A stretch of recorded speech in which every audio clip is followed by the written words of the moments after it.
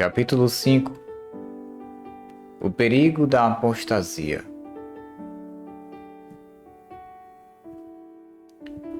Leia Hebreus capítulo 3, versículos de 1 a 4.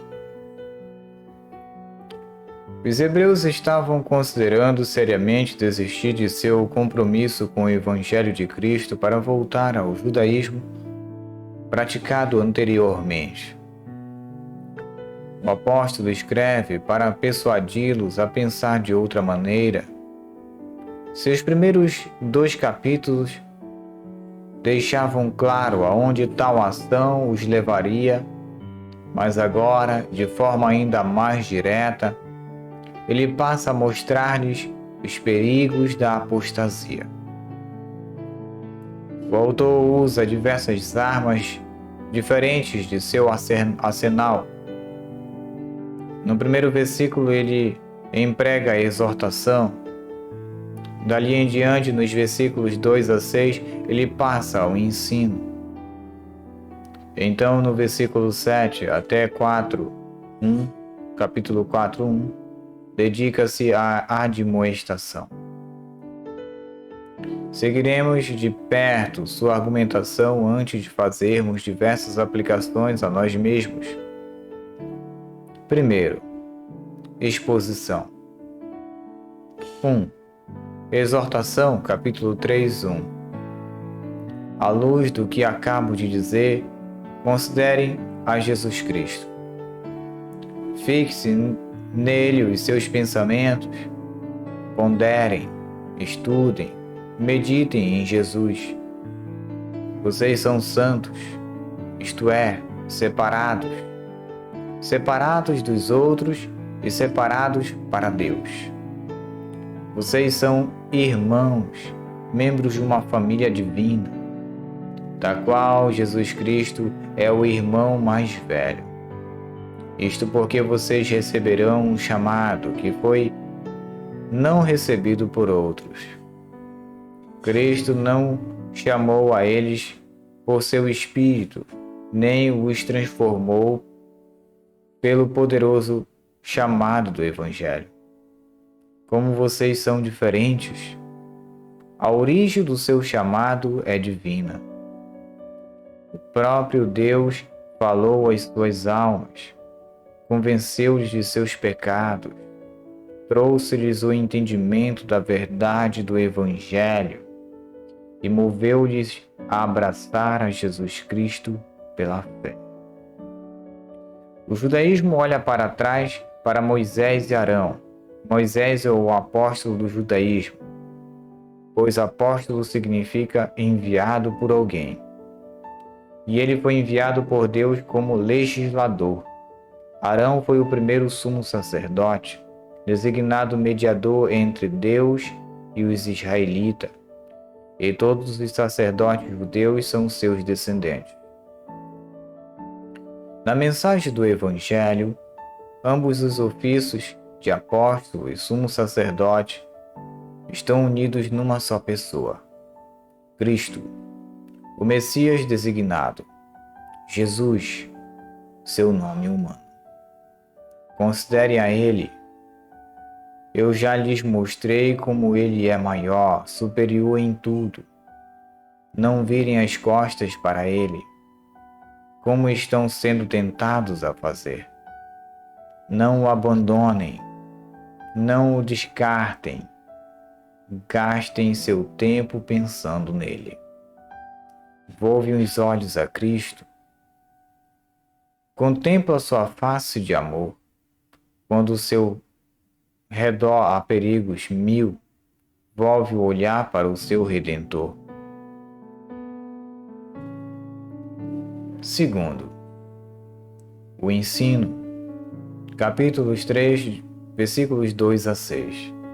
Conforme explicamos, a menção ao apóstolo e sumo sacerdote de nossa confissão faria com que os primeiros leitores de Hebreus passassem imediatamente em Moisés e Arão. Seria o Senhor Jesus Cristo realmente maior que eles? O apóstolo mostrará que sim. Tudo o que mais tarde se dirá sobre o ministério sumo sacerdotal de Jesus revelará claramente que ele é maior do que Arão. Mas o autor não espera para mostrar que Cristo é maior do que Moisés. Esse já é o ensino desse parágrafo. 3.2. A grande característica de Moisés era sua fidelidade. Ele era confiável, fazia o que Deus mandava. Se tivesse falhado, Faraó jamais teria ouvido a palavra de Deus e Israel teria sucumbido, cedendo às exigências de Faraó.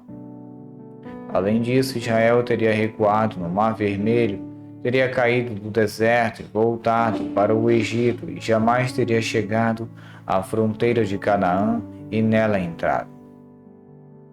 Mas Moisés foi fiel em toda a casa de Deus.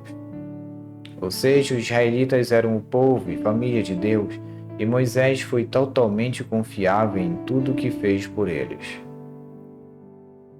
Do mesmo modo, Cristo foi fiel em toda a obra que Deus o enviou para realizar. Se tivesse cedido a qualquer tentação, se tivesse recusado a sofrer e morrer, nenhum pecador teria sido salvo. Mas o Senhor Jesus Cristo foi fiel, assim como Moisés. E observe que esta é a ordem que os apóstolos os coloca. 3.3. Porém, Cristo é digno de muito mais honra e respeito do que Moisés. Assim como o arquiteto é considerado digno de maior honra do que a casa que construiu. 3.4. Isso porque Jesus Cristo é Deus, e foi Deus quem estabeleceu todas as coisas, inclusive a casa de Israel. 3.5. Moisés era, conforme vimos, fiel em toda a casa de Deus como servo. Porém, Cristo não é servo de Deus, mas seu Filho eterno, conforme também já vimos. 3.6. Em toda a casa, o Filho é herdeiro e tem status completamente diferente dos servos, logo Cristo é digno muito mais de honra do que Moisés. É claro que a casa de que estamos falando não é o antigo Israel histórico, mas o verdadeiro Israel cuja nação representa sua figura. É a companhia de pessoas cuja confiança e fé em Cristo jamais falha. São homens, mulheres e crianças que nunca cessam de se regozijar na esperança em que firmaram seus corações. O versículo 6 deve ter surpreendido a muitos dos seus leitores originais, assim como é surpresa para muitos leitores atuais. O fato é que não somos membros da família e da casa de Deus a menos que creiamos e continuamos crendo até o fim. Se pararmos para pensar um pouco, isso se mostra bastante óbvio. A Escritura ensina consistentemente que todos os salvos não apenas recebem nova posição aos olhos de Deus, recebem também uma nova natureza e são todos totalmente transformados por dentro. Aqueles a quem Deus muda são transformados para sempre. Se alguém diz ser crente, mas mais tarde mostra por sua vida que não se tornou santo ou que sua fé foi meramente algo temporário, é porque não era um verdadeiro cristão de modo algum. Existe muita diferença entre o que as pessoas chamam de segurança eterna e o ensino das Escrituras sobre perseverança final dos santos. Os que falam apenas em segurança eterna geralmente dão a impressão de que qualquer pessoa que diga ter recebido a Cristo tem de ser considerado um verdadeiro crente. Estão salvos no tempo e na eternidade, ainda que apostem e não andem mais com o Senhor. Podem perder a bênção de Deus nesta vida, mas jamais serão perdidos. A perseverança final dos santos, enfatizada de modo especial na carta aos Hebreus, aborda a questão de maneira muito diferente. A verdade é que os crentes genuínos têm muitos altos e baixos, que ninguém na vida presente é perfeito. Podem até mesmo chegar a se afastar do Senhor, como Pedro fez quando o negou. Mas não conseguem permanecer afastados. Foram transformados em seu interior e constantemente sua nova natureza revela estar presente. Voltam para um Senhor, crescem em entendimento e força espiritual e jamais viram as costas para Cristo de forma irrecuperável. Se alguém, já tendo confessado a Cristo, o abandona para sempre, será porque sua confissão de fé nunca foi autêntica. Jamais experimentou uma transformação genuína da parte de Deus. A única garantia certa que você é filho de Deus é que você continua e continua e continua na fé, a despeito de suas falhas. Se não der nenhuma demonstração de santidade, ou pior, se negar ao Senhor Jesus Cristo, você estará perdido. É importante termos clareza quanto a isto. Do contrário, não podemos seguir a terceira seção da passagem que estamos estudando. Chegamos agora a ela. Terceiro, admoestação. Capítulo 3, 7, capítulo 4, 1. Fica óbvia qual será a advertência do apóstolo. Ele dirá aos hebreus e a nós que se não continuarmos na fé, perseverando até o fim, será porque não pertencem a Cristo. Portanto, estarão perdidos eternamente. Para tanto, ele se refere ao Salmo 95, 7 a 11, que é citado nos versículos 7 a 11, da passagem que agora analisamos. O Salmo ensina que a entrada na terra prometida estava condicionada à obediência. Não foi incidente a geração que saiu do Egito ter perecido no deserto. No deserto, eles contestaram a autoridade de Deus e rebelaram-se contra ele, e, portanto, lá pereceram. Essas pessoas tinham experimentado uma maravilhosa libertação sobrenatural da escravidão do Egito. Receberam a surpreendente revelação no Sinai. Deus provia suas necessidades a cada dia e eram testemunhas de milagres extraordinários. Podiam dizer e cantar: caminhamos para Canaã. Deus agiu por nós. Experimentamos uma mudança maravilhosa. Mas nunca entraram na terra prometida. Cada um deles pereceu no deserto, como Deus havia jurado. Tendo isso em mente, continuemos com o argumento do apóstolo no versículo 12. 3:12. Cuidado! Cuidado para que o mesmo não aconteça com vocês ao cair em negligências e desobediência. Para que não suceda a mesma descrença e obstinação nos seus corações e assim se afastem do Deus vivo. 3:13. O caminho para evitar isso é a exortação diária. O pecado é traiçoeiro e é muito fácil que o coração permaneça endurecido. Portanto, vocês devem continuar a encorajar e exortar uns aos outros, a fim de permanecer firmes e continuar sempre. 3.14. Pois recebemos os benefícios do que Cristo fez por nós somente se, de fato, continuarmos firmes até o fim, com a confiança de que tivemos desde o princípio. 3.15. A perseverança não é algo sobre a qual pensar amanhã e assim hoje, todos os dias, como o Salmo enfatiza. Não feche seu coração para nada do que Deus disse. Não murmures, te rebeles ou resmungues. Não relaxe nas santas disciplinas. Hoje é a palavra-chave para a vida cristã. Houve apostasia no passado.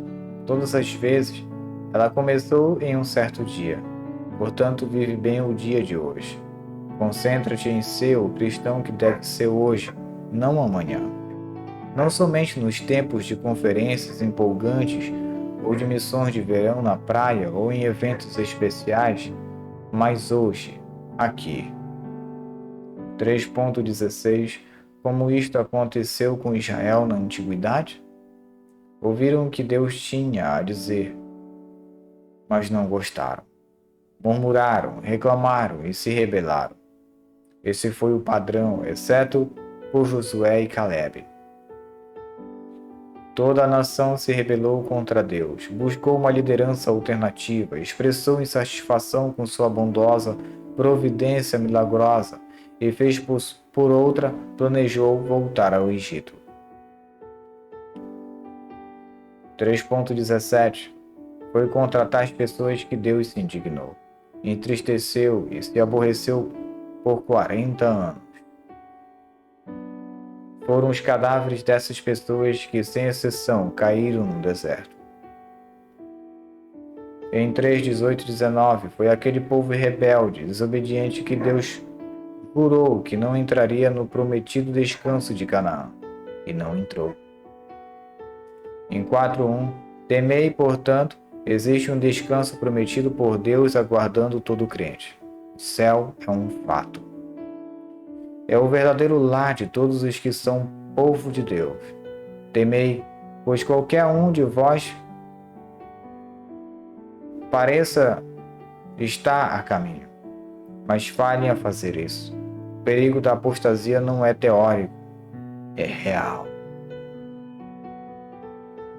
2. Aplicação. Sem dúvida alguma, essa passagem fala ao nosso coração. Ela faz a sua própria aplicação. Para nosso bem-estar espiritual, vamos repetir a aplicação e torná-la ainda mais clara. Quão pouco é dito atualmente sobre a apostasia. No entanto, como vimos, ela é um perigo real. Sempre que o assunto é mencionado, muitos falsos entendimentos surgem. É necessário dizer mais.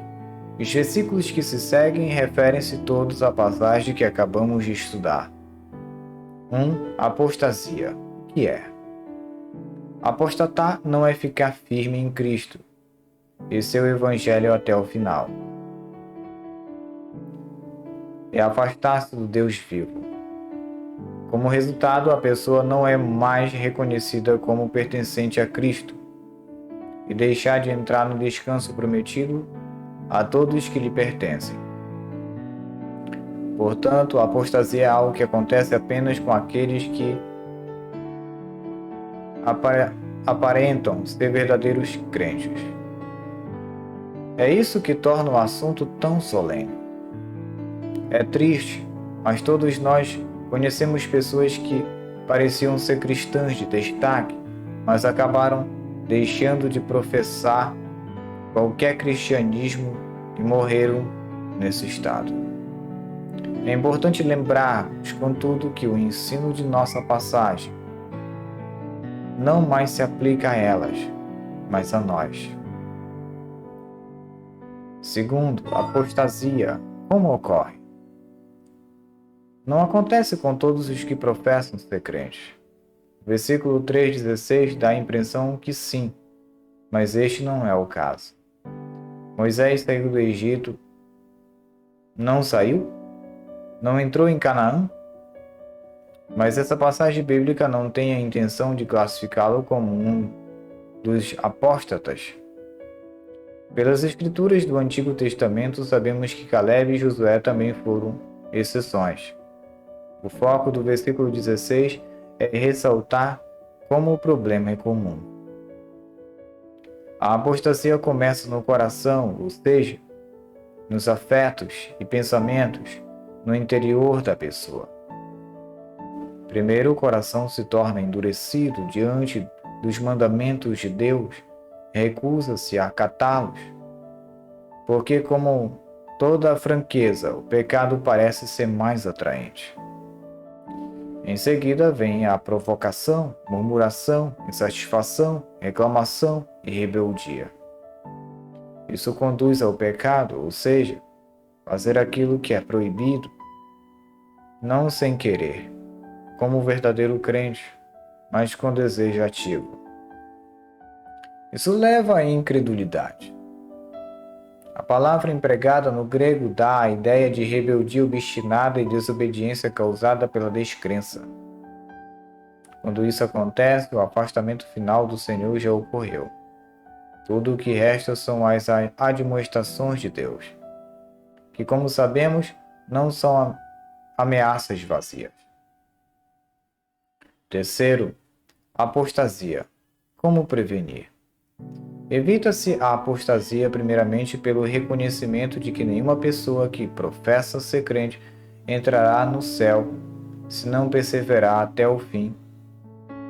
Talvez isso não se ajuste ao seu entendimento teológico, mas é verdade.